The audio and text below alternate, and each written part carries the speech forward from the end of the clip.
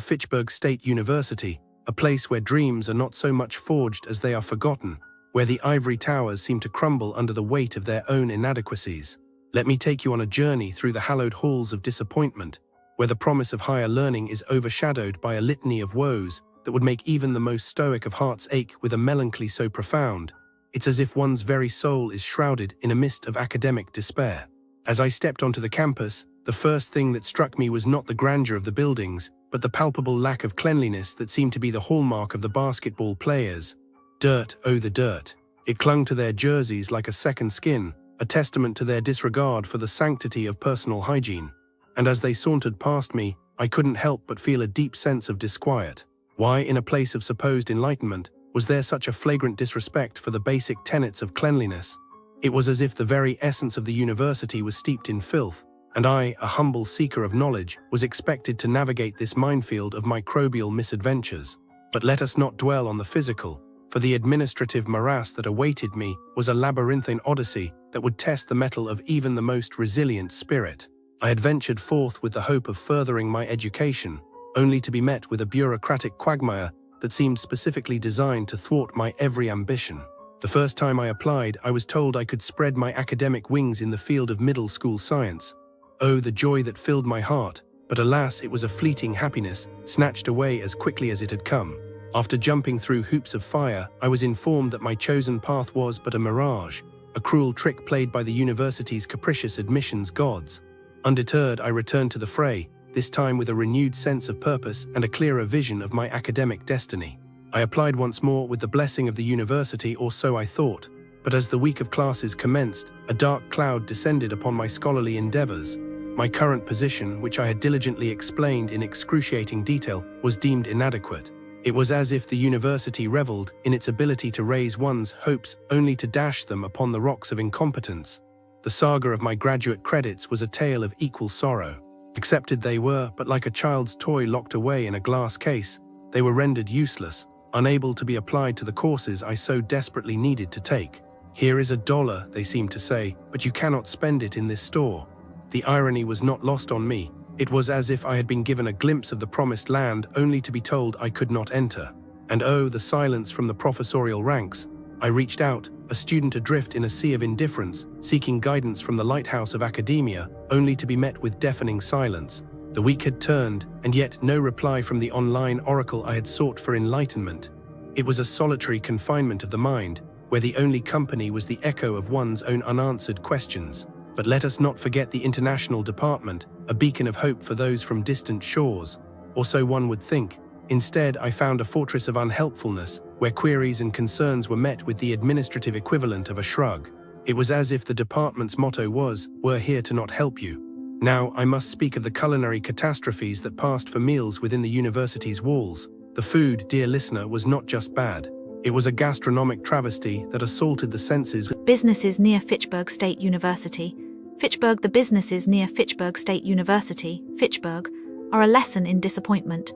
If you are expecting vibrancy, quality, or even basic competence, you will leave feeling like you just watched a magic trick where the magician forgot the rabbit.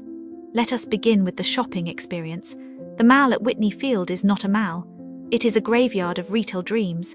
Store after store has vanished, leaving behind boarded-up spaces disguised as art installations. The food court is the only thing still clinging to life, but even that is a gamble.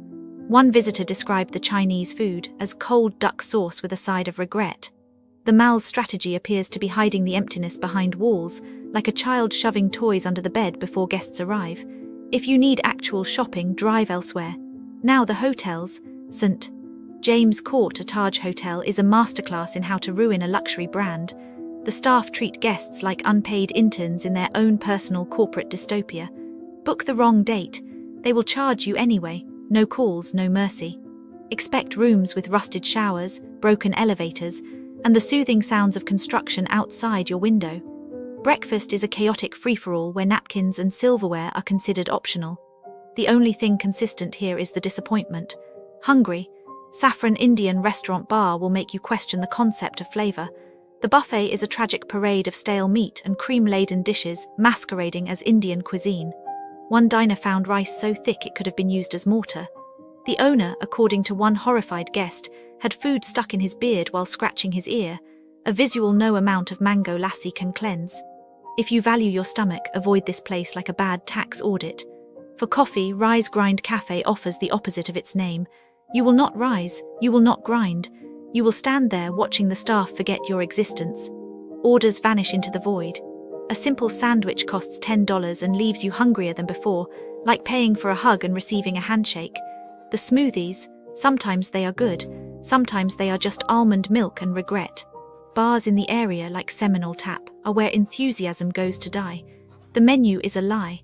Half the items are unavailable, and the other half taste like they were cooked in oil older than the building. The staff alternate between ignoring you and glaring at their phones. One guest waited 15 minutes just to be acknowledged, only to watch the server help everyone else first. The nachos had 4 chips with cheese, a culinary crime. The Velvet Goose has only one review, 6 years old, saying nothing at all. Perhaps silence is the kindest review of all. In summary, the businesses near Fitchburg State University, Fitchburg, are a parade of mediocrity. If you must stay here, pack patience, lower your expectations, and maybe a sandwich. Otherwise, drive farther, spend smarter, and save yourself the heartache. So, I've been looking into crimes near Fitchburg State University, Fitchburg. And it's really sad what's going on there. Businesses near Fitchburg State University, Fitchburg are you can even trust them, For example, there was this one case where a local supermarket had a skimming device on their card reader. And this poor woman's EBT card was compromised, she only used her card at that one store. And on the day her benefits were deposited, nearly $300 was stolen and spent in New York.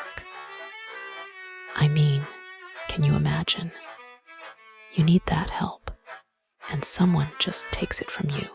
It's hard for people, She filed a police report, but the store denied responsibility, saying they had anti-skimming devices and monitored for criminal activity.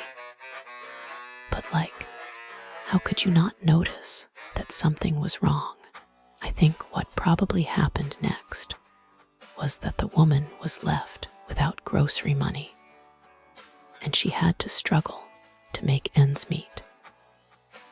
And the federal government isn't even replacing stolen benefits anymore. So she was probably really stressed out. It's how are you supposed to survive when someone takes what little you have? As for the scammer, they probably got away with it, unfortunately.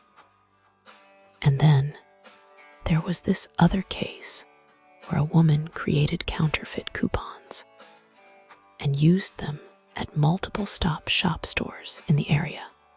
She stole nearly $27,000 worth of products. How could you be so greedy?